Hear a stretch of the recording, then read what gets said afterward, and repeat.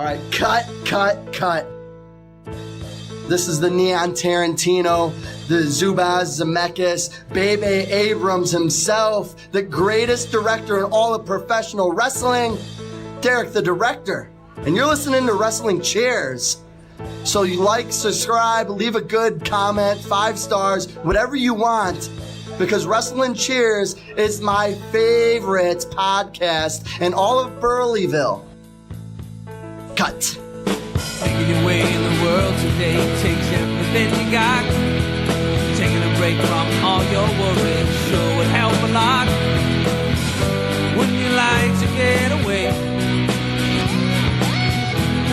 Sometimes you want to go where everybody knows your name, and they're always glad you came. You want to go where you can see that troubles are all the same. You want to go where everybody knows your name. You want to go where you can see that troubles are all the same.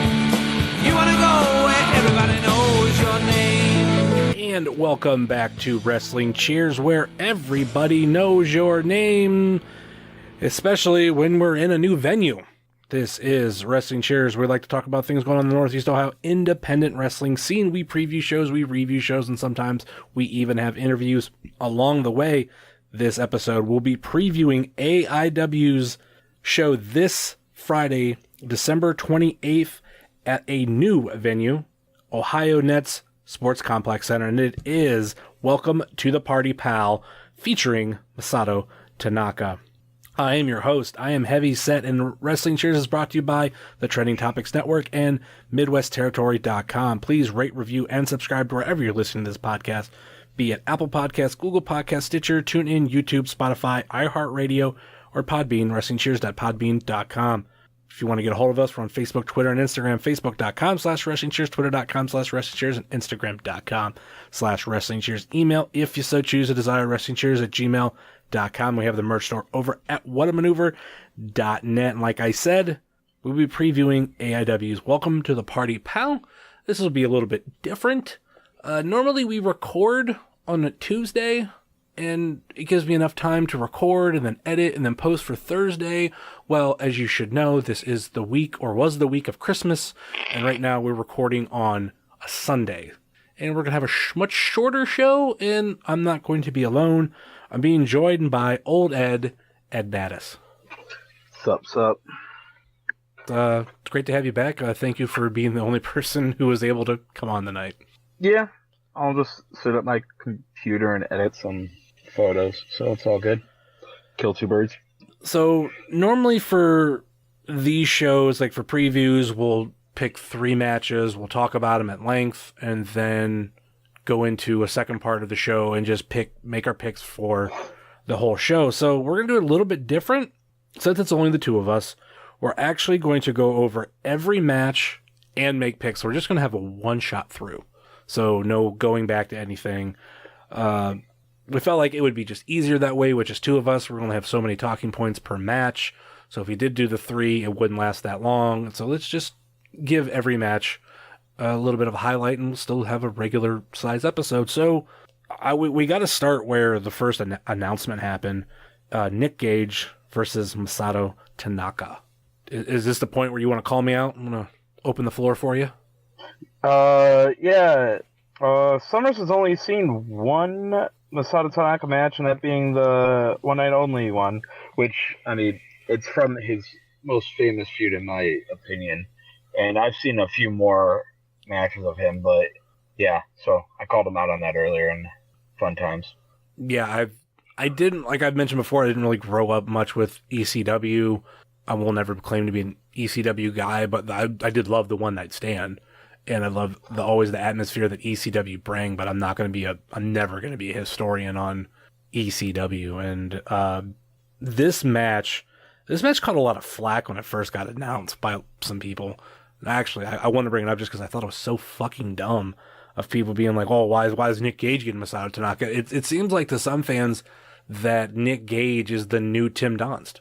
Of like, oh, we're bringing in somebody, well, we're going to put him against this particular wrestler, and it seems to be some people, they think Gage is it. I don't see it that way. I mean, I would like to see him against other guys, but Gage does make sense for once rather than Gaunt, who's considered to be Mr. Wrestling when he doesn't wrestle as much. Same with that Johnny guy, that Johnny Failure guy that's in Orlando, who doesn't wrestle Johnny Impact? much. No.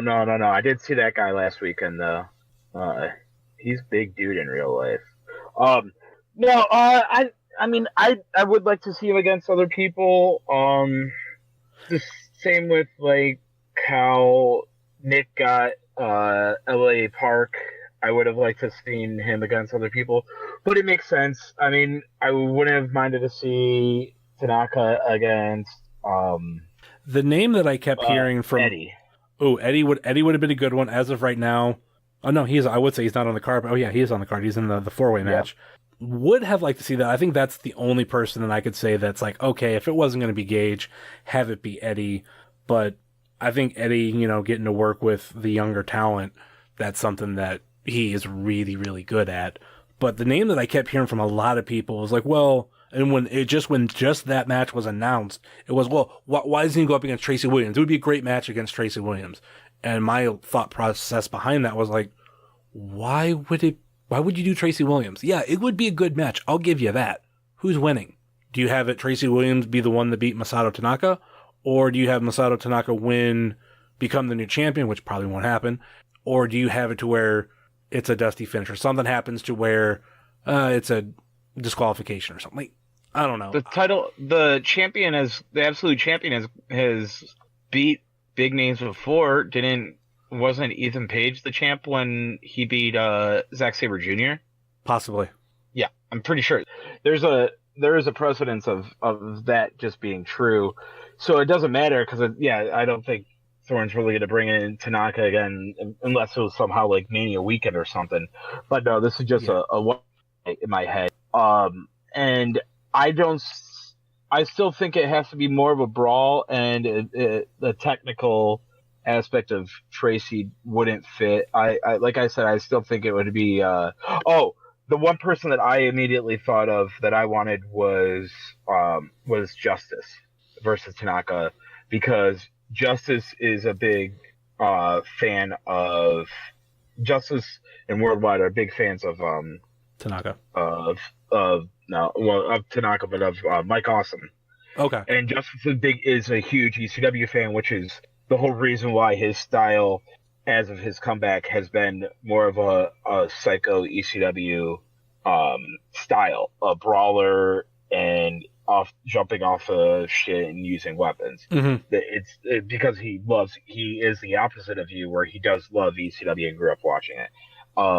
Even though I did say earlier, before that we recorded, I did say you were like, yeah, well, we don't need to. I'm not a historian. I haven't watched it. I'm like, yeah, well, you've had 4 or 5 years of the WWE Network to go back. I mean, you could at least watch the pay-per-views.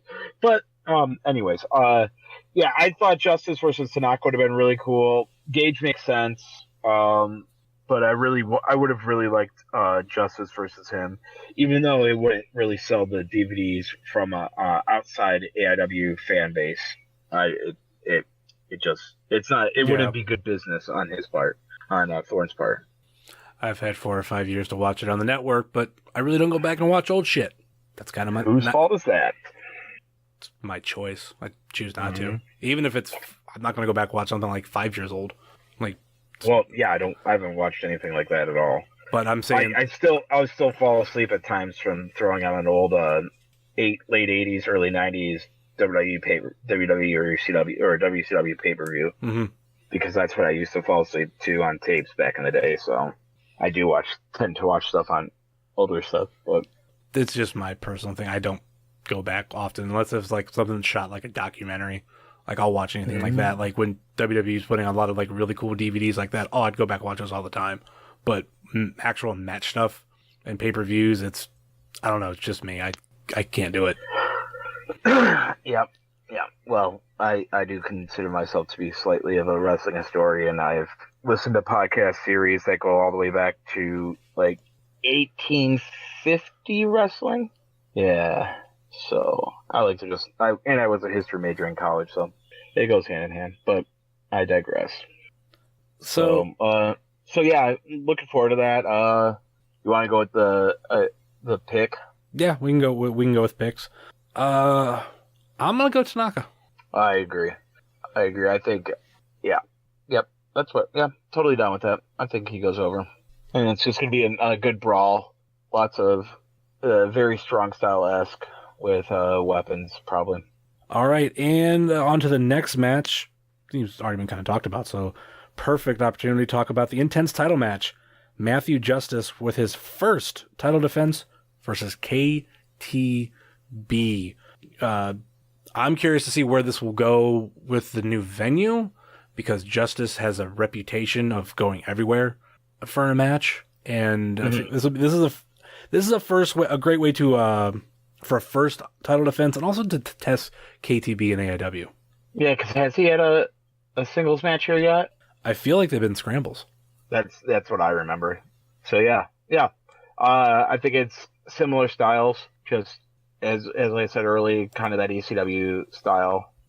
They're just going to beat the shit out of each other, and it'll be fun. And I've been saying KTB's the star maker as of the last, let's say, half of the year, making your boy Marco stunt and making Jungle Boy the Samoan guy in the LA GCW show. Mm-hmm. So yeah, but Justice is already a star for us. So yeah, but I think it's a good styles match. So we have Kayden joining us last minute, very last minute, very very last minute. We've only gone through. We're gonna talk about each match just briefly because it was only gonna be the two of us. We already did the Tanaka match. What are your thoughts on it? Sad I'm missing it. Well, yeah, obviously that. I'm sure somebody will live stream it to you again. We'll figure that one out. Right. I still watch the shows legally too. There you go. I'm a good fan, I promise. We know you watch it legally because we see you. We see the gifts. We see your receipts. Those gifts. Mm-hmm. Yeah. So what's your thoughts on the match? I ribbed Summers earlier because he didn't really know much about Tanaka. He's only seen the one night stand match, which is a good one to see. Please tell me you've watched more than that match, and then I could rib Summers even more for being. Because Summers, how old are you? 32. You got like 14 years. Kayden, he's seen a lot, but Kayden has watched way more than anybody else. Yeah, I have no life. This is true. We all have no lives, really.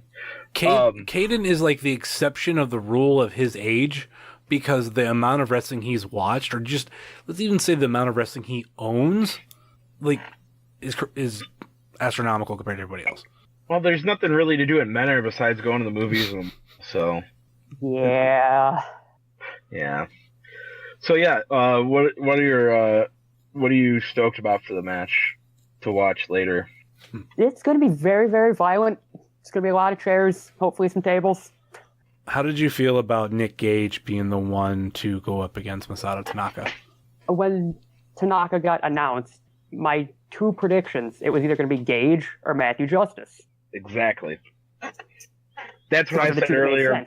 Because Justice is a big ECW fan, and that's what I was kind of hoping for when I saw the announcement. They were the two that made sense. Yeah. Right. I also said Eddie. Eddie would make sense too, but yeah, that also does make sense. Yeah. So, who do you think wins? Tanaka. Yep. So that's a three-way. We all said that. Mm-hmm. So we are on to Matthew Justice versus KTB. I don't see that staying in the ring very long. Yep. Pretty much what I was thinking too. Yeah, we said that they're gonna probably press see what the limits are at the new venue. If that stays in the ring for more than 5 minutes, I'll be surprised. Yeah. I concur. I see Justice retaining, obviously. Yeah, he's not losing first defense. Sorry, KDB.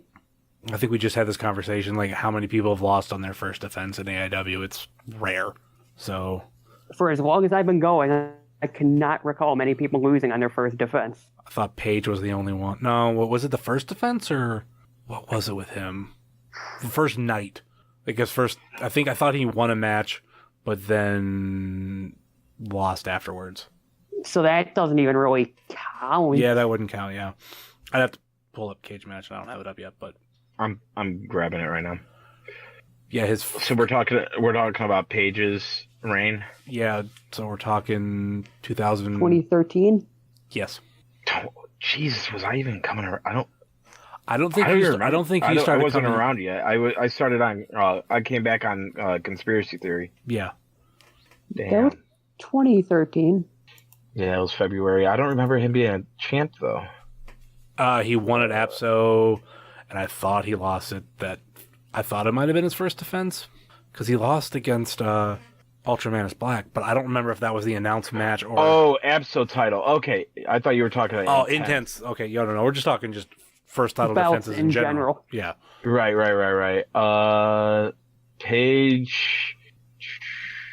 He won it at APSO, lost. Yeah, in November, which I wasn't at, and then Black lost it back to him the same night. Or no, yes, he lost. No, it was the same night. It was less. It says less than a day, and then Elgin beat him. It's hard to how they do their title holders are weird. Let's see here, matches. Yeah, because he won it at APSO, and I swore he lost on his first title defense. Dead Prez. Page won the belt, lost to Ultramantis. Ultramantis held the belt until December. Page won it back from Ultramantis, then lost it to Elgin almost instantly. Okay, so Page defeats. Okay, yeah, he lost it to Ultramantis. Then the next show, which was show Dead after. Prez. Right. The next show, Dead Prez. Page defeats Gargano and Mantis in a 3-way elimination match, and then Elgin defeats Page. It was a weird little in a series best of events 2 for out that of belt. 2 out of 3. Did Elgin I wonder Elgin might have he cash in something? That No. was supposed to be Elgin Alexander. Okay. That's why it was 2 out of 3 falls. Yeah. Okay. That series of matches never got the conclusion. Okay. I feel like that's a story of AIW. So yeah. So we're all in unison on that too. Justice retains, obviously. Yes, for me. Yep. Okay. Let's go with the absolute title match next then. No, absolute title match last. I like that you're hosting because I'm going. It's I'm helping me just out. trying to push it along, man. I'm trying to keep it to the short now. I'd figure the next match we would just go to the I wouldn't call it 10-man tag, but no, it's that 8-man tag match. All Ego Ethan Page, Dr. Daniel C. Rockingham, and Duke Money versus Colt Cabana, Kikutaro, and Twins. Definitely going to be a comedy match, and I'm really looking forward to this one. But I mean, it could go either way, and hopefully Ethan Page can make it, and he doesn't have to do a freaking Impact taping. And Duke step in for him. Oh God, that's what they would do. Yeah, it makes sense. Oh yeah, I'm really stoked for it. I was stoked for it when it was announced. It'll be a ton of fun. Does Mansour bleed? No. Maybe. We'll see. if he bleeds, he makes himself bleed, but I'm thinking, does Colt Cabana, Kikutaro, Swoggle, or PB Smooth make him bleed? I just say no. I hope Swoggle does. We get hardcore Swoggle. That'd be great. Deathmatch Dylan. Yes, Deathmatch Dylan. Yes, I like that. Nothing much really to talk about here because the storyline going in, you just have It's just a weird group of people. just a fun match all in all. If I'm gonna pick winners, I'm gonna go. Fans. Yeah, that's true. I'm gonna go Duke Money and Dr. Daniel C. Rockingham and All Ego Ethan Page. How about you, Ed? I got the other team winning, and I got the win coming from screw up by something happening with Dr. Dan and Paige, and then getting taken advantage of, and Swoggle getting the pin. Kayden. Twins, Cabana, and Kikutaro. Okay. Kikutaro's going to be great. I can't wait for it. Mm-hmm. I'm glad he hasn't been gone like how he was the one time where it was 2015 till late last year. Right. Yeah. He's kind of a regular now, or semi-regular. He's an annual wrestler. Yeah. I will take it. How about the AIW Tag Team title match? Looking forward to this. To Infinity and Beyond, challenging the new AIW Tag Team Champions, The Weird World. Yay to Infinity and Beyond. Yeah. Keep them in tag title matches. Yeah, it's a story though, because they did have that their best match, World's best match in Menor, so it makes sense. It'll be fun. They'll have some fun spots, so it'll be fun. I forgot they wrestled them in Menor. Yep, and then the Dusty finish. Yeah. Yep, this is tying back into that. The time that the Weird World thought they were Tag Team Champions, but they weren't. So. Right. Yeah, it's great to tap back into that story, and I'm really excited to see, the Weird World as Tag Team Champions. Another complaint I heard from fans during the last show was like, oh my God, like why did, the production bury, and this is exactly what I heard, production bury No Consequences. And I'm like, Didn't bury him. Yeah, I'm like, I don't know. I've always felt like you don't want the predictable ending. AIW has always tried to go against the predictable ending every time. Yes, there are times where it's predictable, but when you have it to where, for example, when we knew a couple people were going off the WWE, like Athena, it was like, okay, like she had a match against Candice, and it was like, okay, Candice is going to be in Cleveland, here's Athena, so Candice is going to become new champion. Boom. No, Candice lost. And then Athena put out an open challenge, and then it was accepted by Heidi Lovelace. So, boom. Surprise moment, new champion. That's the way I felt. Rest in peace, women's title. Not yet. Not yet. There was still some more. There was still the best champion. Dick killed the belt. No, WWE hiring everybody killed the belt. Let's be honest. I was going to say rest in peace GNO, because we actually officially gone a full calendar year from January to December without a GNO.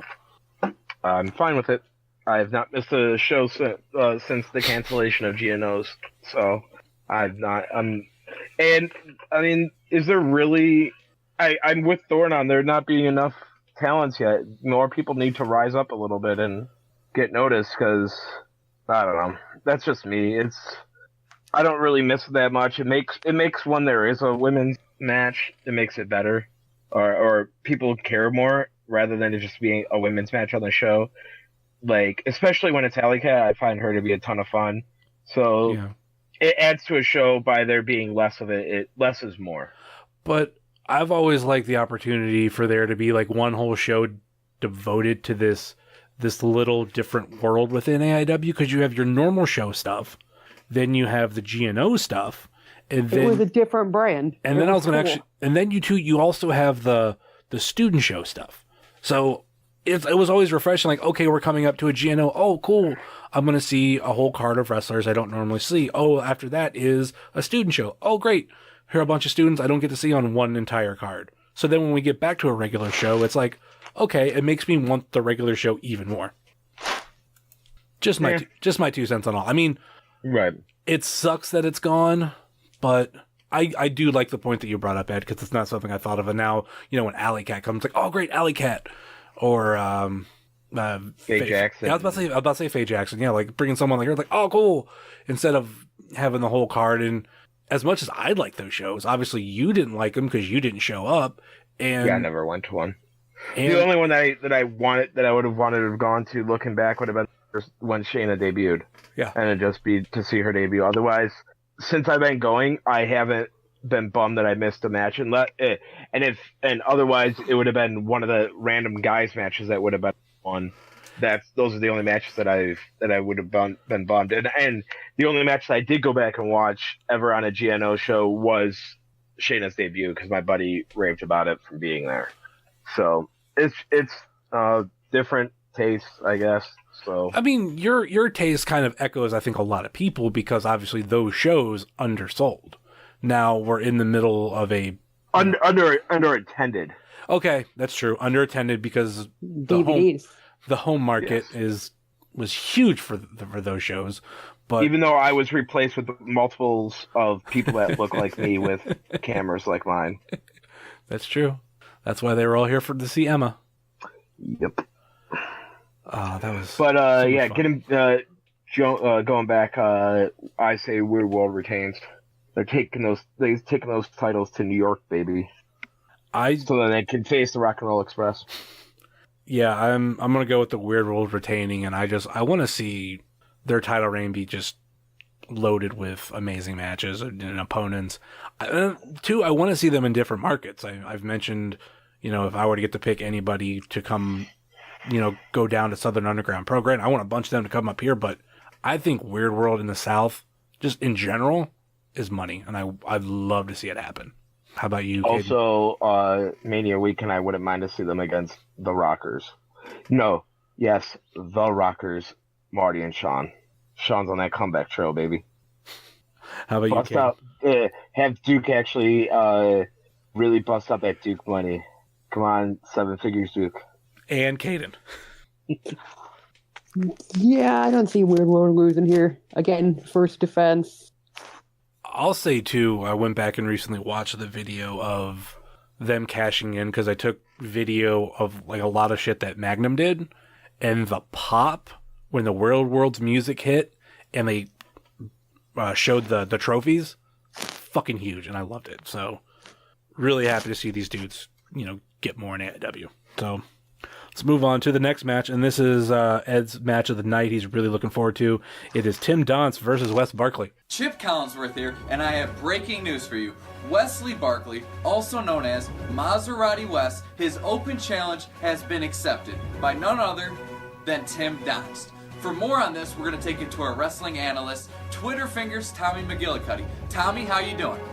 I'm live at the 9 Hotel, and I got a scoop from my buddy Justin Doan that Maserati Wes, yes, Wes Barkley, is staying at the hotel. I haven't gotten a word with him yet, but if you want my expert analysis, because I am an expert on the subject, I would say this. Tim Donst is going to beat Wes Barkley because he has more Twitter followers. That's all. Tommy, I'm going to have to cut you off there. We just got word that the hotel security is coming to kick you off premises for hanging in the lobby all day. But good news for everybody at home.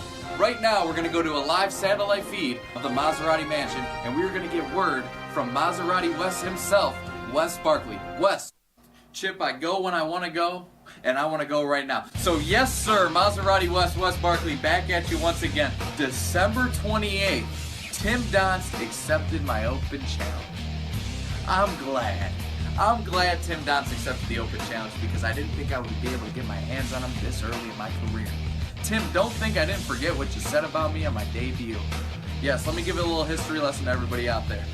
Tim Donst tried to slander me before I could even get going in the wrestling business. The day of my debut, Tim got on the mic, he talked a little smack about me, he talked a little smack about Barkley Nation, and maybe that's why everybody out there is feeling a little indifferent. Maybe I just solved the mystery. Who knows? But you know what? The Mad Wrestling Machine, Tim Donst versus Maserati Wes Barkley, December 28th. Tim, when I show up to the Ohio Nets Sports Complex, I'm not looking for a regular wrestling match. No, I'm looking for a fight, Tim. In my corner, Barkley Nation. In your corner, who? Tim, December 28th, I'm going to show you one thing, and that's that karma is real. Catchphrase. It'll be interesting. We'll see if Donst will start a riot. Oh my God. Oh boy. I'm curious to see how much of the Barkley Nation shows up. They they're really big on showing up to his shows, and Dance is entertaining in these situations. Like, I know you don't like him for wrestling, but in these situations, he's funny. So I want to see what he does just to those fans alone. And I'm curious to see if, the divided fan base of Dance will affect anything with what Barkley. Obviously, it was a little bit bigger with Duke, but there's still a lot that will still boo Dance, and there's still a lot of people who will cheer him. So I think this is going to be interesting, and it's going to be a good test for Barkley. If I'm going to just throw out my pick real quick, because there's not really...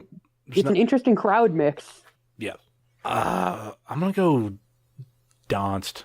Dance loses. This is going to be the losing streak all over again. How about you? Yeah, I mean, Dance loses. And I do like that in the promo that Wes did that it has a story going all the way back to his debut. So that's kind of cool. Yeah, we'll see what's up. That may or may not be added it in later. Power of editing. How about you, Kayden? I'm going to go with Wes, picking up the win here. Next up, let's go to the Fatal 4-Way match. The Zach Thomas versus Eddie Kingston versus Dominic Garrini versus Joshua Bishop. I'm already expecting a lot from just Joshua Bishop and Dominic Garrini. So the potential of seeing just basically a one-on-one match of Zach Thomas versus Eddie Kingston will be fun. So if we do get back down to that, I'm going to say Eddie Kingston all day. This match I think this is match of the night. I agree. Bishop the last couple shows has been stepping it up. Absolutely. I think that this is going to be, I think that they're all going to fight each other. Bishop's going to want to fight Eddie because Impact. And Dom and Bishop are going to fight each other because of what happened in Akron with the beatdown. Zach's gonna want to fight everybody because he wants to make a name for himself. But yeah, Zach's my new guy for this class. He's a guy I'm behind a lot, and then Bishop is definitely on the rise, and I think he has the most potential, especially with his size, to do something outside of AIW if he starts hitting the road a lot, which he's already been doing a little bit. I think those two in general, Bishop and Dom, just seeing them pop up in different places, like, I think if you were to rate everybody who's come out of AIW school, of like actual students, those are like your top two that are actually working, actually going to different shows in different states. And I almost want to say it's almost like a neck and neck race between the two, and absolutely love it. I don't know about you guys, but that's how I feel. I take offense to that, and I think obviously Weird World's definitely the one that's are the top two students. Come on, and they have gone out of state once to Pennsylvania. They did go out of state. It counts. They did, and they wrestled Puff, who's making himself a name in the territory. Oh hell yeah!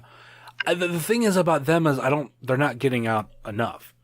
Oh no! I'm just being an asshole and being a joke. Oh no, joking. You? No, that sounds nothing like but you. But I do see Dom as definitely being the person that's done the most outside of AIW. I mean, Evolve for one, and then getting his name out there, just wrestling at Wrestle Factory for Beyond, and getting a lot of good eyes on him there. So yeah, I do see Dom winning that race, but Dom's also been in it longer too. Yeah, and he has a different style rather than for most of the indies. I say Evolve alone puts Dom like at the top compared to the rest of the trainees. This is true. Yeah, because working for WN like that's big. I go with the point of Josh hasn't been doing it as long, but I think what He's you still have done a lot. Yeah, I think what you have is Dom is probably the fire under Bishop, like outside of the ring, to get all these bookings and all that kind of stuff. And to see more more people do do that from this area. I love it. If we get more, like I said, that's why I want to see Weird World down in Tennessee and get them farther south. Like, get them in Georgia somewhere. Action, like, let's book them there. I want to see more of Weird World because I know we love them. This area loves them, but they could be loved elsewhere too, and I want to see that. I agree. Do we get picks from everybody? I said Eddie. Yeah, Weird World. Or wait, oh no, sorry. We didn't get any picks. This is gonna be hard. It's gonna be one of the newer guys. It's gonna be Zach or Bishop getting the win. I think. I can't. Zach, because he needs it the most. Kayden. Bishop pins Kingston. Ooh. Okay. And this match just got announced right before we were recording. Wait, did you say who? Me? Yeah. I said Eddie multiple times. Okay. We have Wheeler Yuta versus Lewis Linden. God, the way that people hate Lewis Linden, I don't get it, but maybe I do not get it. Yeah. Yeah, I don't get Linden at all either. See what I did there, motherfucker? I don't get him that much. He's a good guy. He's a good hand. That's what can be said about him. Yeah. I think that's what's always been said. That's why he's getting put in the matches that he gets. It's always gone away. Like him versus Wheeler Yuta. I mean, it's great to also see, because I think too with Wheeler Yuta, is this his first singles match that's been announced? Because everything he's been in Scramble, that's just a first match announced and then first singles match too. Mm-hmm. Not much of a story here with them, so not really much to talk about, but it's going to be like, I don't know, show off the skills, because I think Lewis Linden, he's not as fancy as other wrestlers, but kind of like what Ed said, he's a good hand. Putting him against Wheeler Yuta will display that. So, do I go new or do I go old? I'm gonna go Wheeler Yuta. I got Yuta. Okay. This is actually a tough one. Yeah. I could see either from winning because Yeah. it makes sense. I'm going to go with Linden. Okay. All right. Last match that we have that's been announced is the Absolute title match. Hot Sauce Tracy Williams versus M-Dog Matt Cross. Like I said earlier, a lot of people were saying why isn't Tanaka versus Hot Sauce Tracy Williams? And when this match got announced, I went, okay, I'd rather much see these two. And it's always great seeing M-Dog in AIW. So, yeah. How about you, Ed? I'm down. It will be interesting to see Tracy working with somebody with a different style than his. We haven't really seen him work against like a high flyer, a semi-high flyer type guy, and veteran like M-Dog before. So I'm interested. How about you, Kayden? How long has it been since Cross has been, or escaped from Cleveland? Yeah. Yes. Yeah. Yeah, that was the only time this year that he was in there. Because he did mention in a tweet that he was only in Cleveland twice this year. Yeah. Well, this coming up and that, yeah. Yeah. Yeah, this match should be very, very fun. Because it's two completely different styles. Yeah. Cross is the veteran here of 20 years, I think. 20 years next year. Yeah, if insane. If J-Pro's hitting 20 next year, obviously M-Dog's right with him. Mm-hmm. This is a good way to close out the year for AIW in terms of matches. Yeah, so, I mean, do we just go with how everything's been going? Yeah, I'm sticking with Hot Sauce retaining. Yeah, it's chalk. It's a chalk retaining across the board tonight. Yeah. Which, I mean, it might not be great for certain aspects of a show, but going forward, I don't know, because the last time we had two titles changing on the last show. Yeah, so that part's true. And then Tracy hasn't had it for that long, and he hasn't had. Well, he definitely hasn't had many title defenses at least. Yeah, he's had it since Abso, but he hasn't had the title. I could see him have a good title reign. Yeah, I think so too. I think he's going for quite a few more months. Yeah. So that's pretty much it. I don't think we have any other. Nope, no more matches. That's all of them. All right. Any final thoughts or last minute plugs before we go? Start with Ed. Pretty stoked for the new venue. Hoping that there's better lighting than there was at at Mount Carmel, so that I can actually do my photos and I don't rage quit doing photos 2 days afterwards and not 2 or 3 months like I did with Escape from Cleveland.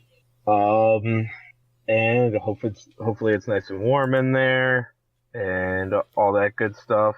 Otherwise, hit me up on my socials at Ed Battis, EDBATTES on Twitter. Also, Set Tab Photo on Twitter and Instagram. Also, settabphoto.com for my photos.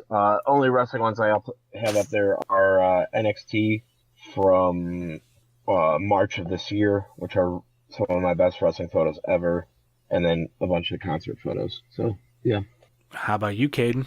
At KVR216 on every form of social media you could imagine. I post cool GIFs on Twitter. Yeah, that's about it. And, of course, you can find myself at Heavyset330 on Facebook, Twitter, and Instagram, just like you can find this show on Facebook, Twitter, and Instagram, facebook.com/WrestlingCheers, twitter.com/WrestlingCheers, and instagram.com/WrestlingCheers. Email, if you so choose to desire, WrestlingCheers@gmail.com. And we got the merch store over at whatamaneuver.net. Please rate, review, and subscribe wherever you're listening to this podcast, be it Apple Podcasts, Google Podcasts, Stitcher, TuneIn, YouTube, Spotify, iHeartRadio, and Podbean, WrestlingCheers.podbean.com. Check out all our friends on the Trending Topics Network, such as All Beer Inside, Eurovision Showcase, and Old School at the Movies. Check out our podcasting friends, such as Pod Van Dam, Center Stage, Super Fantastic Podcast, The Road Home from Wrestling, Kick Out at 2, The IndieCast, Sobros Network, and the Big Gold Belt Podcast. And check out our other non-podcasting friends, such as Thrift Store Jobber, Rebel Life Media, The Savage Stash, Set Tab Photo, PowerSlam.tv. Use promo code WrestlingCheers, all one word, and get 1 free month. Ringside Shots Photography, Sickening Pictures, WrestleVoid, Midwest Territory, and the official graphic designer of Moy Boy Designs. That will do it for us here on Wrestling Cheers, where everybody knows your name. And yippee-ki-yay, motherfucker. Later.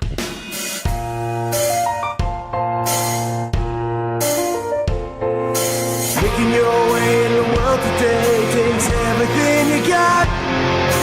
Taking a break from all your worries sure would help a lot. Would you like to get away? Sometimes you want to go where everybody knows your name, and they're always glad you came. Why you can see rules are all the same. You're where everybody knows your name.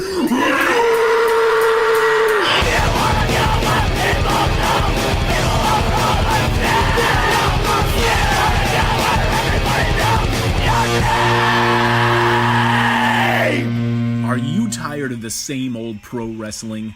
Then check out the amazing action on PowerSlam.tv, the biggest indie pro wrestling channel in the world. Get over 3,000 hours of the best pro wrestling events from over 100 of the biggest names in the industry from over 15 countries around the globe. Get your free trial today at PowerSlam.tv.